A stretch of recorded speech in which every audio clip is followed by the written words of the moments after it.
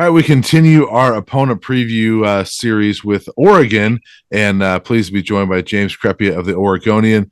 James, you've covered the Ducks for quite a while, and appreciate you joining me. Absolutely. Good to see you as always, Brian, and virtually for now and in person in the not too distant future with football season rapidly approaching, it seems like. Yes, I'll see you in Vegas in a few weeks for who knows if it's the last Pecto Media Day or not, but that's the topic for another day. We're going to talk more just Ducks football here today, but give me your thoughts on where the state of this program is right now. I mean, coming off of a pretty good year last year, in Coach Dan Lanning's first year. Kenny Dillingham is now off to Arizona State, so he was kind of the mastermind of that offense. But what do you feel like the Ducks? Where are the Ducks right now? I mean, how do you feel about this team? Well, as a program as a whole, I kind of am one person who separates program from team. In terms of like you can evaluate a team in the moment, but program to me starts to incorporate recruiting more and some of the systems and things about longer term. Yeah. So for 2023 and the Ducks in 2023, I think what they've done in recruiting and the portal, I mean, you're talking about a team who, yes, it's a year or two for this staff, but because of the timing, and again, it's like you have to remind folks because it seems like it's so long ago, but because Mario Cristobal left when he left, at that point, after the Pac-12 championship game, 3 days later, and the timing of getting Lanning a week later, so now you're into mid-December, and the way things unfurled the way they did, and he was coaching Georgia in the national championship and everything else, yes, they cobbled together and kept together a large part of that recruiting class, but there's been churn in that class since, which was naturally going to happen with a new staff. But also because of that, and the guys they brought in via the portal a year ago, many of whom panned out, and now this year, after they got a full year of play plus off season to really evaluate talent and for returning players to make their assessments of a staff and whether they fit or not. Now you see half the roster is different. Yeah, I know everybody's talking about Colorado because naturally, but Oregon, despite having a relatively successful season on a national scale, on a local scale, plenty of people do feel some feel it was very successful. I've been to say it was actually, if you really want to call it what it is, it was actually disappointing. Yeah. Because, they got the 10 wins, but they were favored in 11 of the 12 games. Right. They blew 2 November leads against rivals. If it weren't for the fact that it was a first-year head coach and new coaching staff, if it happened under Cristobal, nobody would have been happy with those results. Yeah. And the roster was largely some returning players. So, be that as it may, where's the state of the program for 23? Half the roster's new guys. They brought in 14 FBS and high-level FCS transfers, along with a top 10 recruiting class.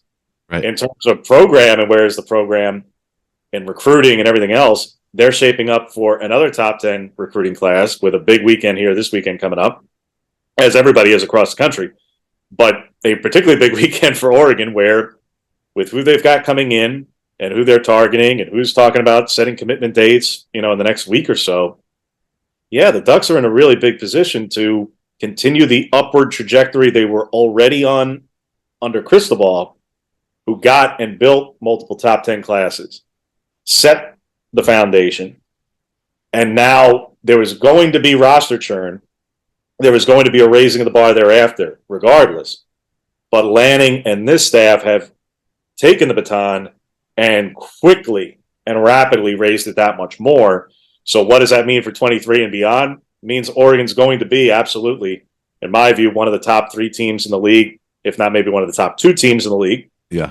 In 2023, and then in terms of building thereafter in whatever league it may be, they are shaping up to put themselves in contention to be contending for league championships, regardless of whatever league that is, and to contend for playoff spots in an expanded playoff, which will be upon us in the not too distant future as well. Yeah, and a lot of people talk about Colorado having the number one transfer class with all the movement they've had, but Oregon, last I looked, was the number 9 transfer class, so that's pretty good as well. And you mentioned all the movement, a lot of guys coming in and out of this program. But one thing that is the same is Bo Nix is back, and say what you will about him as an Auburn quarterback, as an Oregon quarterback, he was pretty darn good. One of the most accurate passers in the country. I think he led the country in rushing touchdowns for a quarterback. He's back this year. No Kenny Dillingham, but how big is it for Oregon that Bo Nix is back of his second year, even without Kenny? Oh, it's absolutely enormous. I know I'm not the first to say, but yes, the Pac-12 in 2023 is going to be a quarterback league. Yep, it helps to have the returning Heisman Trophy winner Caleb Williams, but it's not a one-man and extremely top-heavy show. This is a league that legitimately has top to bottom one of the best quarterback groups not only the league has seen assembled in a long time. Yeah, it is the best quarterback group of any conference in the country this year. Yep. I'm not even sure there's really an argument to be had, because you see what level of talent is returning and production is returning in Williams, in Nix, in Penix, and guys that are being added in a Shedeur Sanders, in a Jaden Rashada. If Rashada, who may or may not win that starting job, in a Dante Moore, you see the caliber of recruits and freshmen that some of the reloading or rebuilding programs are adding, along with proven highly productive passers. And Nick's being one of them. Yeah, now that said, I've seen plenty of the link stories, and it's the time of year. Everyone's on a hype train. Everybody's on it. Right. So it's not about one player, and it's everyone. But everybody's a Heisman contender right now. It's June and July, so everyone is. And I'm not saying Bo isn't. I'm not saying he can't be. He was beginning to get some love in that regard last season. But the defenses in this league last year were bad. Yep. Bad. You got to call it what it is. They were bad. Yep. Mm-hmm. Even one of the better ones in Utah was not particularly good. Yep. Oregon's was really bad. Obviously, SC was not very good defensively. For as much offense Oregon had last year, and many teams the Pac-12 had last year, it's a bad year defensively for the league. Yep. Got to have that degree of context. Do I think Oregon's defense will be better? SC's defense will be better? Washington's defense could be quite good this next year? Absolutely. So I think in a year that we're going to be talking about the quarterbacks a lot, I think we're also going to be able to make better assessments of exactly how good they are heads up against each other, because I think in a lot of cases, when those best quarterbacks are playing against each other, they're going to be playing, comparatively speaking, better defenses than they were in 2022. Yeah. And Nick's, his decision-making last year, beyond just the stats, because again, sometimes stats can be inflated, in part by who you play. I thought what stood out about Nick's last year, especially mentioned compared to his Auburn years, some of which I was quite familiar with because I actually covered Bo's recruiting at Auburn back when I was covering Auburn, was the decision-making, was the good Bo, bad Bo bit about decision-making and forcing throws. He did so much less of that last year because he had a higher degree of autonomy in Kenny Dillingham's offense. He is going to continue to have that in Will Stein's offense. And when you give a quarterback and you show him that you're that confident in him and his ability and his maturity and his decision-making and ability to read defenses, and he backs it up, Oregon fans should absolutely have a high degree of optimism about what that means. And you give him more weapons. Right. He did what he did last year, and he has this entire running back core back in terms of top-level production. And I think it's the best running back core in the league. Certainly from a production standpoint it is. And now an even more robust receiving core, an explosive receiving core. Yeah, I mean, it's going to be a very productive offense. No way around it. And I'm not going to be the one to put a limit on what that could mean for Bo Nix or anybody else taking part skill position-wise. But I'm also not going to be leading the hype train either, because I think everybody still has things to answer for in this league, because we're judging it off of playing against some rough defenses last year for everybody. And certainly, we're used to seeing Oregon score a lot of points, and I agree with you. I know it's a rebuild offensive line over there, but a lot of weapons. But you mentioned defense, and Oregon's was not great last year.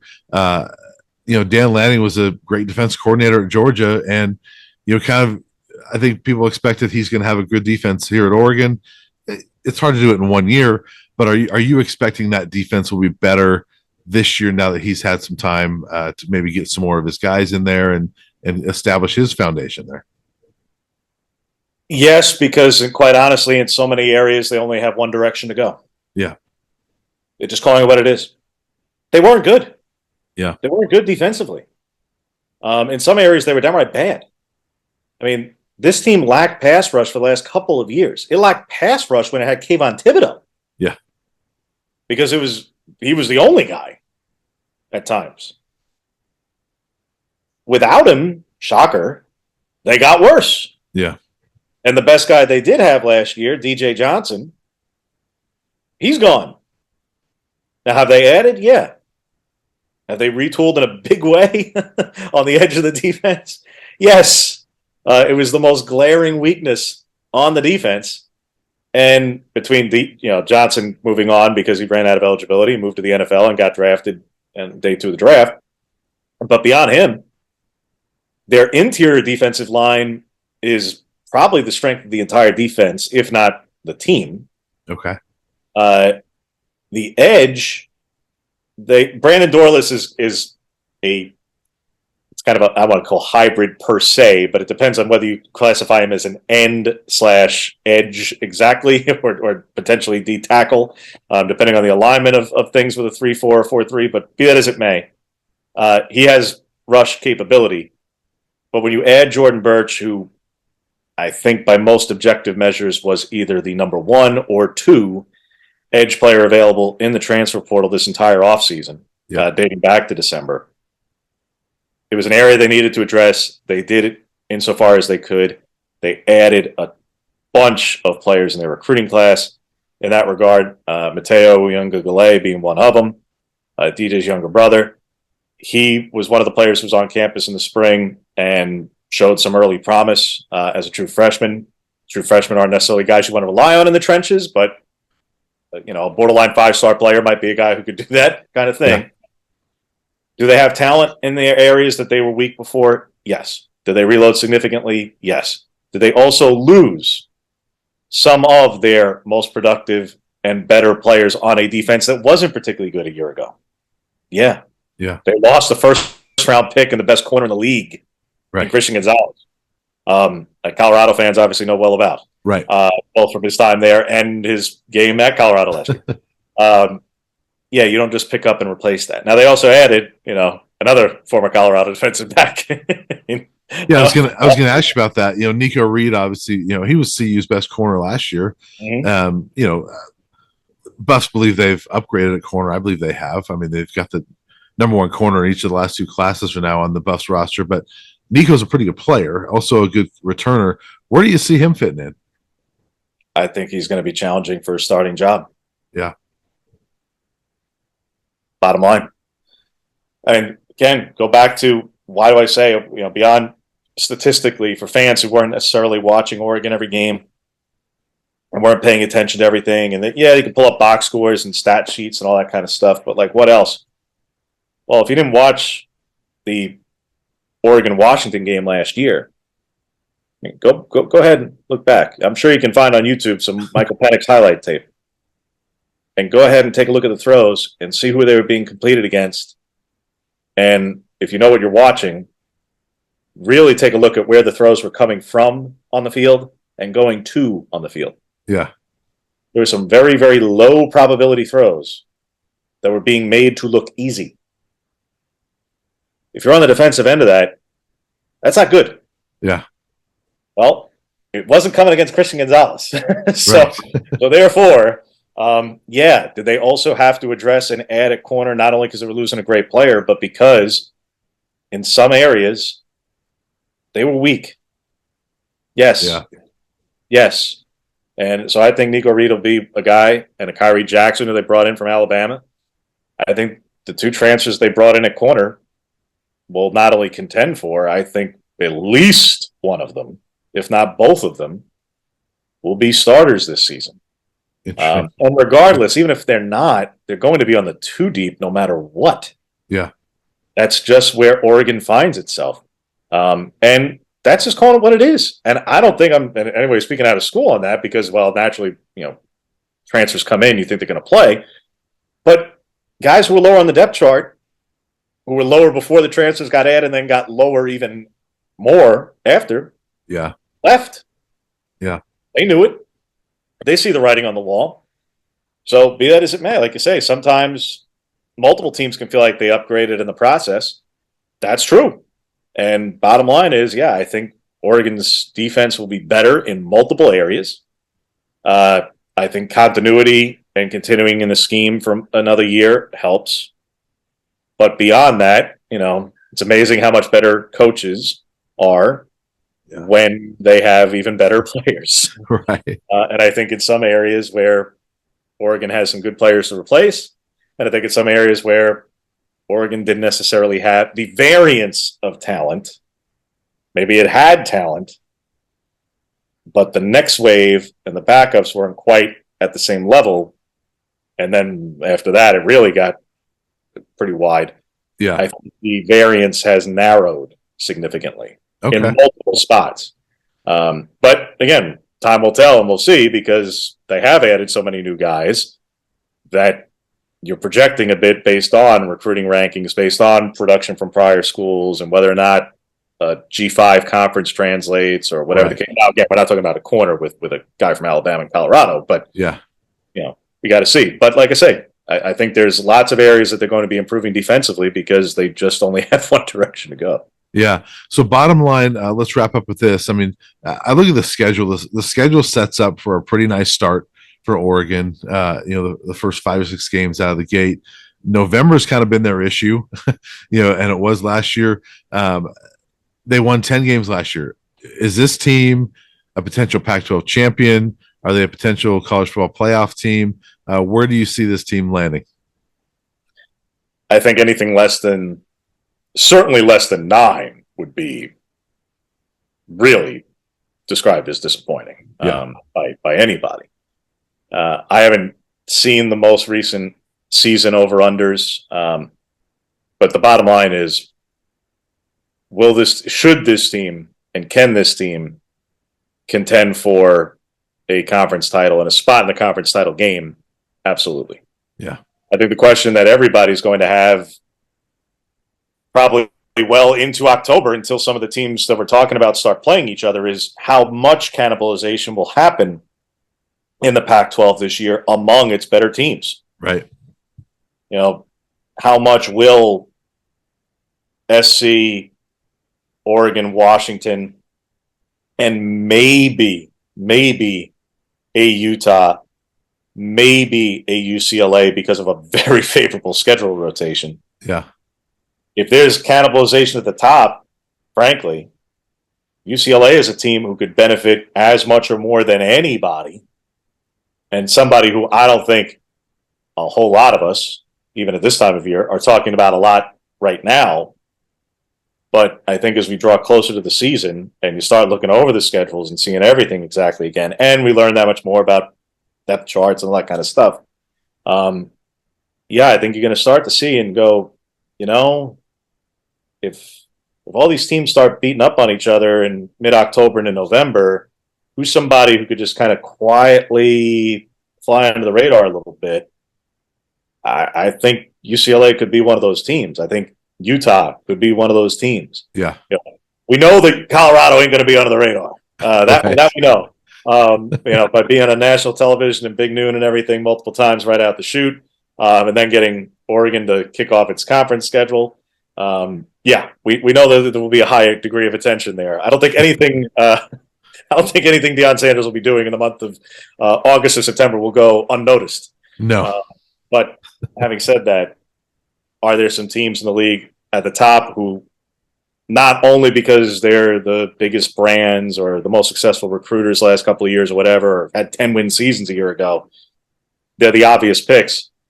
Yeah, they are. When they have returning quarterbacks, yes, they are. Yeah. They could also all beat up on each other. So to your question, should Oregon contend, and should they be in that spot? Yes. What's the ceiling? The ceiling is winning the conference title and getting in the playoff. Yeah. That's the ceiling. The floor, as I say, I think anything below 9 wins will absolutely be described as a failure. And by some, depending on how it breaks and how it goes, it could be below 10 wins, quite frankly. Yeah. Because they do have SC at home. Now they got to go to Washington, no doubt. That'll be a challenge. And by the sequencing, they got to go to Utah and everything. And that the back half of the schedule is considerably more challenging, no question. But going to Texas Tech in week 2, I don't think it's just a layup. It's just like, oh, no problem. Yeah. No, it's not going to Atlanta to take on Georgia, but it's not going to be the easiest of matchups either. Right. So like I say, they're a good team. They're a team that should contend for a conference title. They have all their major weapons back on offense, and they tried to shore up and fix a lot of holes on defense. That's a team that's in a positive trajectory off of a 10-win season. So one would have to think and project that they will be in a similar position compared to a year ago. Yeah. Awesome. Well, thanks, James. I really appreciate it, and look forward to seeing you at Media Day. And I'm sure we'll talk leading up to that Pac-12 opener between the Ducks and the Buffs in Eugene. So thank you very much. I appreciate it. Thanks, Brian.